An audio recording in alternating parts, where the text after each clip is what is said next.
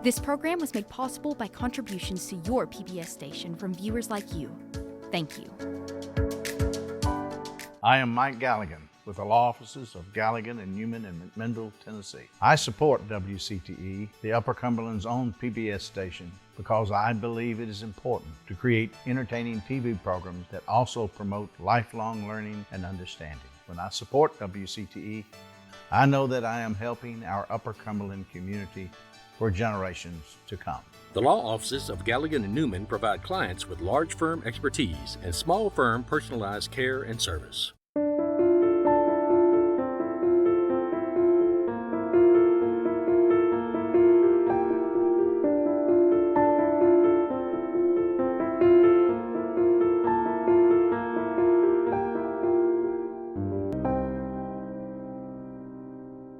I'm Avery Hutchins, your host for Where Stories Live. In this episode, we venture out into Overton County to explore the life of a hermit named Claude Ramsey. Claude was born on November the 11th, 1915, to James and Delia Ramsey, and he was their seventh son and the only child to live past infancy. Claude and his parents lived in a two-room cabin built by his father before the turn of the century. The same two-room cabin Claude lived in his entire life. The home, now well over 100 years old, was never updated with any modern-day amenities, and it still stands today, representing just how simple life was not that long ago. Claude used an old wood stove to cook his meals and an iron kettle in the yard to wash his clothes. For heat in the winter, he burned wood in his fireplace and used mud to insulate the home. The old spring provided him with fresh water all year long. Claude was known for walking barefoot and making visits to Mrs. Copeland's store to trade roots for dried beans and coffee. Claude lived with his parents until their deaths, and then he lived alone with just his companion dogs. He was shy and set in his ways, but he captured the hearts of many. Over the years, Claude's friends would check in on him and bring him basic necessities. He believed that the internal combustion engine would one day ruin the world, and he never wanted modern-day medical care. But nevertheless, Claude made his way in a world that was changing around him, perfectly content just the way he was.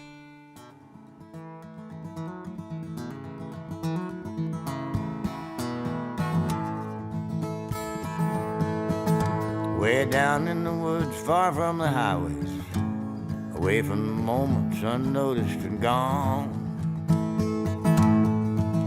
Way down in the woods, touching moss so soft on the dead woods dying in times for alarms.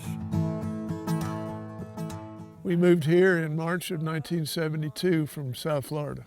It was like stepping back in time. It was, you look around and it was like the 50s. People were still raising hogs for meat and killing them themselves and heating with wood, and making whiskey and, growing big gardens. That time period, there would have probably been a few automobiles then. Mostly have been horse and wagons or buggies, and that's inside town and outside in the county. And then later on, automobiles started. They started having automobiles and trucks and stuff too. My mom had a wood cook stove, and we had to cut wood. We had to get in her wood and carry water from the spring to do the next day. And that was every day. Most of the families, though, would raise, and fix their food and stuff at home and raise their gardens and stuff, but you had your staples that was at your county and community grocery stores, we call them now, but they were stores then that people, didn't get or couldn't make. They'd go down and buy too, so. Sunday we didn't work. We got together and played baseball and done whatever, But we growed pretty much of what we eat. Kill hogs in the fall, and they'd smoke their meat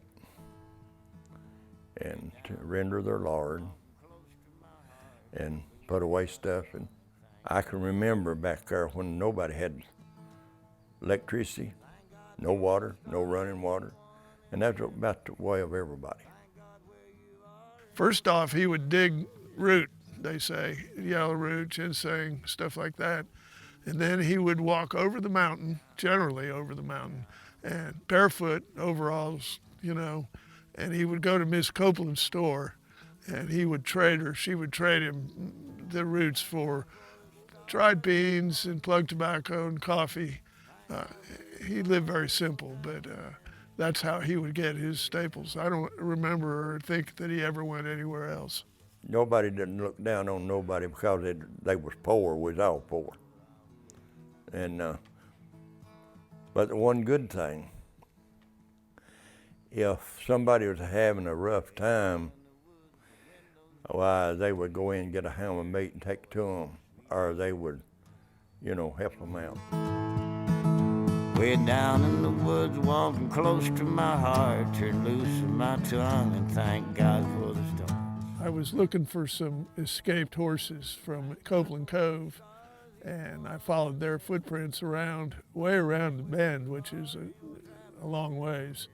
And I was feeling a little bit disoriented, and I saw some smoke, and actually came around off the road and walked up on the side of the bench here, and I looked down at this cabin, and something just moved me. It was unbelievable. Thank God for the stars, each one in the heavens.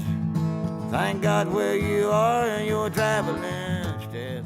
Claude's dogs saw me, started barking, and I was standing on the side of a chestnut fence up there, and I figured I better not run. And next thing I knew, Claude came out, and it was unreal. It was an out-of-body experience. He had an old felt hat and old overalls and a homespun shirt and barefooted, and he come up to the fence and met me. You know, he was surprisingly cordial. I think I might have reminded him of the neighbors he used to have because I had long hair and I was dressed, you know, kind of rough. And I found out later that Claude was real shy and didn't actually present himself to most people.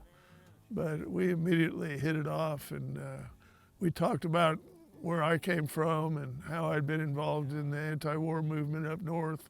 And he talked about how he lived here and slowly everybody moved away or died, and he was here by himself. A friend of mine told me that the property was for sale. I already had some property in Brotherton, but I was looking for another piece that had better water situation. And Claude's Spring is a great spring. And of course we have all of Jack's pictures of Claude hanging up here in the house. But we did some extra work on the house, the shack over there, to help it survive, put a little bit more roof on it. It had a shake roof on sections of it, and we replaced that with tin. And we are planning to, we're in discussions with a land trust, and we're planning to file a conservation easement.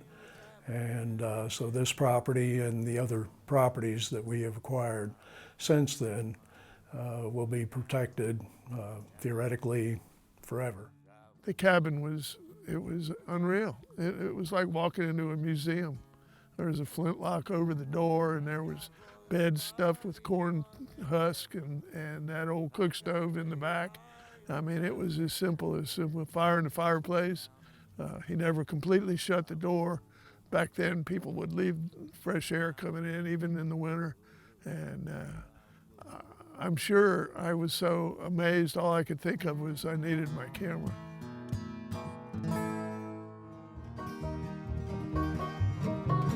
Joseph Martyr, 7 kids.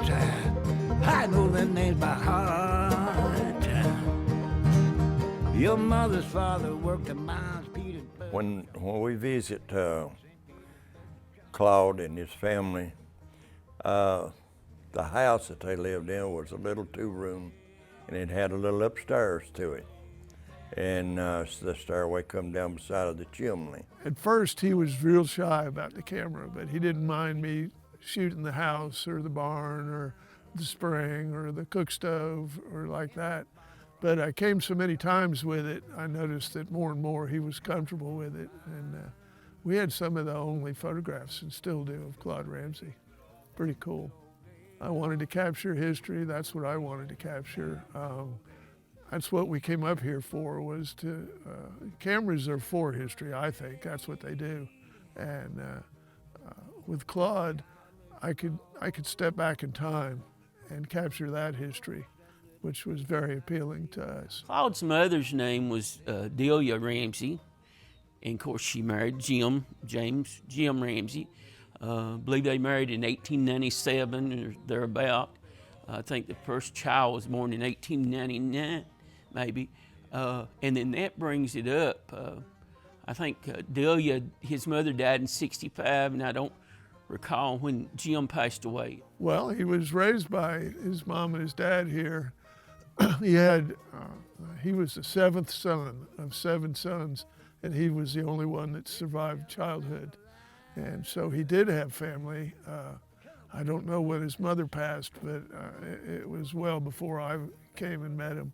I probably was 8 or 9 years old, and Claude was, he was a lot older than me. He was a, grown-up boy, more or less, maybe in his teenage years or something. I think people were drawn to him to a certain extent. I think a lot of people were afraid of Claude just because of his nature. He wasn't dangerous, but he was the man that was left behind. He was the wild man of Overton County, and that was his reputation. There was a few people that would see Claude. Kenneth Whittingham would come back and see Claude, but there wasn't many. Claude was known as somebody that kept his staff, stayed out of other people's business. But if you would talk to Claude, he would talk to you. And I never knowed of nobody ever being mad at Claude or having anything bad to say about Claude. Other than, he just stayed home. He would, through the summer, he'd go barefooted. And he did wear shoes in the winter. And he was just a good boy in the community. Didn't bother nobody. Claude had 6 brothers and sisters, but none of them lived. They all died young or died a small child. Actually, they were all deceased by 1914. Family Bibles is the birth dates and the death dates, the marriage dates, and a lot of times you'll find different stuff wrote in too, or different pages stuck in there about who so-and-so was and how many kids they had. There's various things that you can find besides just the main focus of birth, death dates, and marriage dates. All the writing is in looks like an old pen style, except there's 2 modern writings in like a common ink pen, and one of them is Delia, his mother's death date.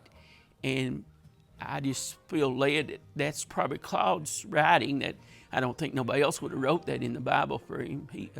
I think Claude would have wrote that. By that time when I was growing up, my dad would send me maybe to the store to get fertilized, seed taters, whatever. And if I was with a wagon and mules, and Claude would be there, he would ride back up the mountain with me. But if I was in a truck, he wouldn't ride.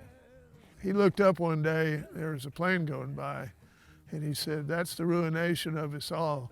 The infernal combustion engine," is what he called it.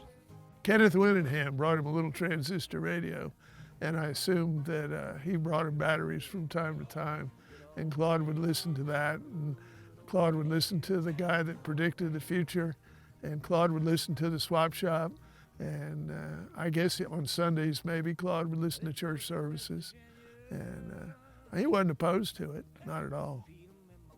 He listened to the radio all the time.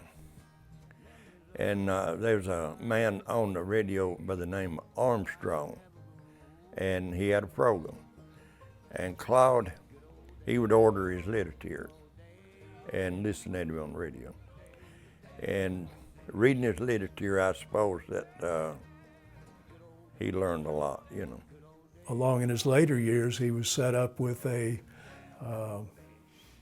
check, a disability check, and he would have it sent to the old Copeland store down on the Monterey Highway.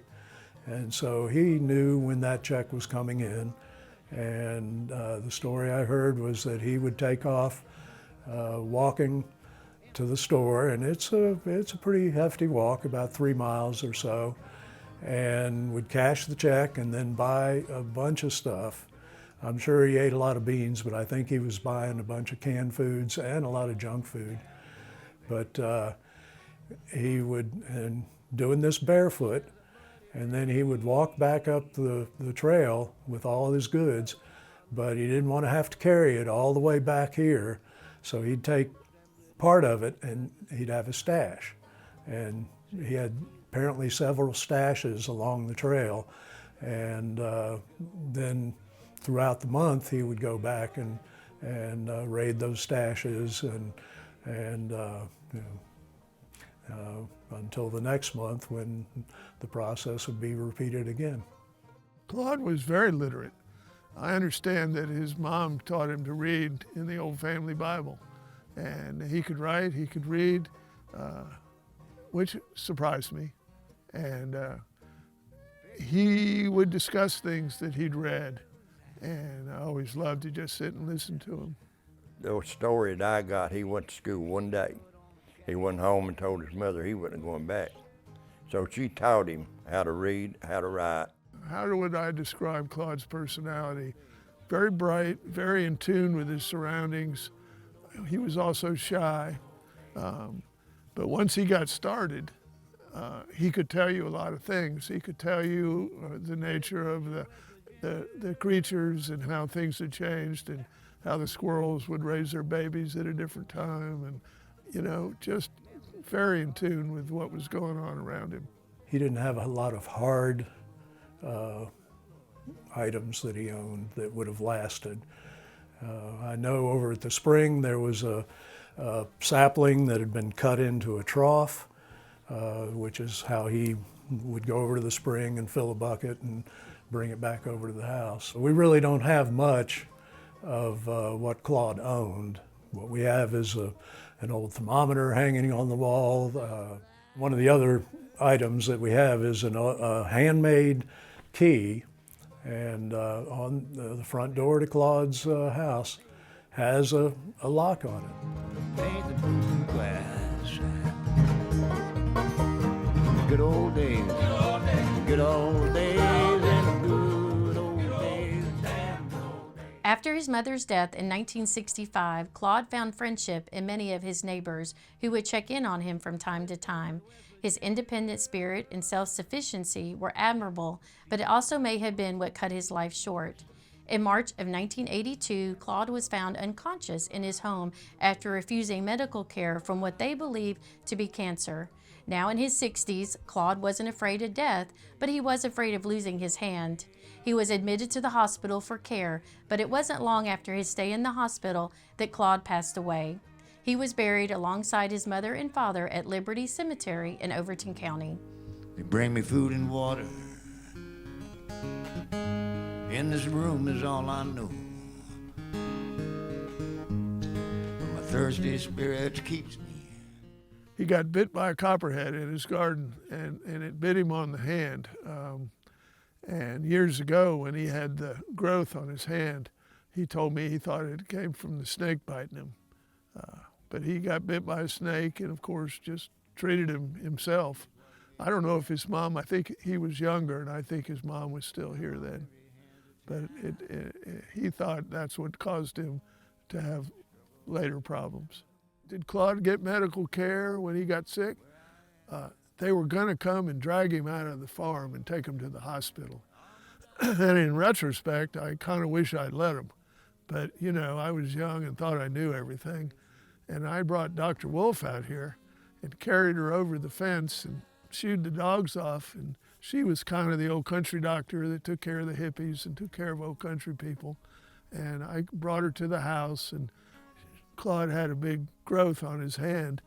And she said she dressed him and petted him and treated him like a mother. I could tell he really liked it. And she said, Claude, she said, if you don't get this fixed, you're going to die.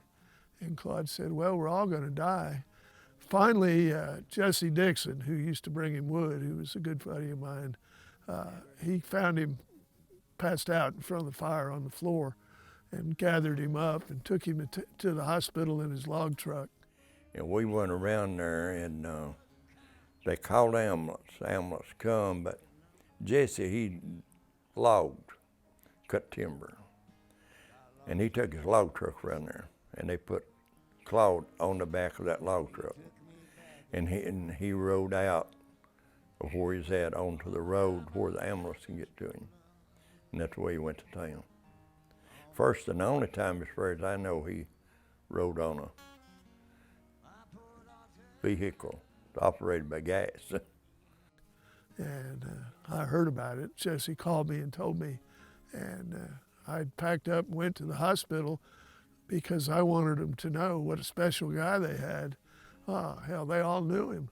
And they said, "Do you want to see him?" And I said, "Well, yeah." And he had a single room, appropriately. And there he sat, propped up in bed, all shaved and cleaned up. And he had 2 or 3 milks and 4 or 5 things of Jell-O. And I talked to him for a little while. It was a little uncomfortable because we were both out of context. And I looked up and there's a TV set. And I thought, well, I said, "Claude, do you want to watch TV?" He goes, "Well, I've heard of it." He goes, "Well, yeah." And so I turned it on, and of course, it was PBS. And when I left Claude that day, which was shortly after that, he was watching Big Bird. And believe it or not, Claude died that night because he knew they were going to operate on him and he wasn't going to have it. And that was the last time I ever saw Claude, was watching Big Bird. His family's been here and through the Ramseys. He never did have no siblings that lived. He does have, and did have some nieces and aunts and uncles. But in matter of fact, one great niece did live in Cookville. I haven't heard from her in several years, so but he's got a lot of descendants, family connections. Claude was drafted in World War II, and he wasn't going to go, obviously. But they came out and got him. Some people came out and got him one day and loaded him in a truck and started to town with him. And when they stopped the truck, he jumped out and ran home. And some lawyers in town, some good people, found out what had happened. And they stood up for him and wrote to the federal government and to the president in particular. And he was deferred from service, as he should have been. And they took care of him that way. They understood how special he was. There were, and still are to a certain degree, trails all over the property. And we used to walk all those trails regularly. Now that I'm getting on in years, I don't walk them as often, and some of them are starting to disappear. But just a way of life that you don't see in Tennessee anymore. And fortunately, Jack preserved a lot of that, a lot of the imagery from that way of life, and it'll be with us from now on. We always said Claude was the man left behind because there were neighbors on either side. And a lot of people back then were headed up north to work in the automobile industry. So I think that he was more social when he had neighbors, but not incredibly. But I don't think that it shaped him totally. He was who he was. Forever true. Hymns forever true.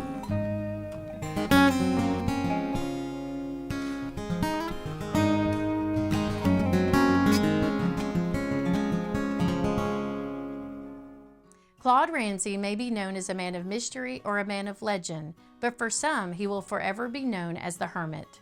For those that knew him best, he will forever be known as their friend. Claude's life has been documented forever as the photographs taken by Jack Stoddard are part of the permanent collection at the Smithsonian. Thanks to Claude and his life, a piece of history was captured, which tells the story of life in rural Tennessee. I think we could all learn a lesson or two from Claude Ramsey, the hermit.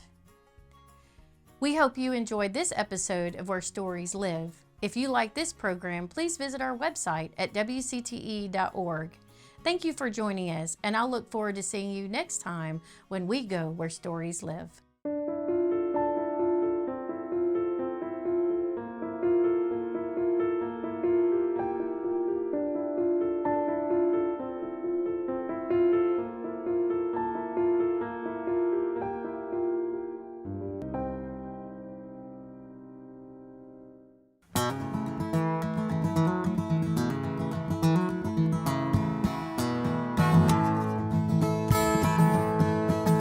Way down in the woods, far from the highways, away from the moments unnoticed and gone.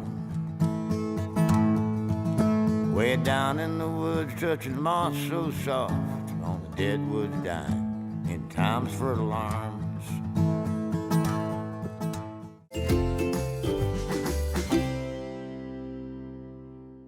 I am Mike Galligan with the law offices of Galligan and Newman in McMinnville, Tennessee. I support WCTE, the Upper Cumberland's own PBS station, because I believe it is important to create entertaining TV programs that also promote lifelong learning and understanding. When I support WCTE, I know that I am helping our Upper Cumberland community for generations to come. The law offices of Galligan and Newman provide clients with large firm expertise and small firm personalized care and service. This program was made possible by contributions to your PBS station from viewers like you. Thank you.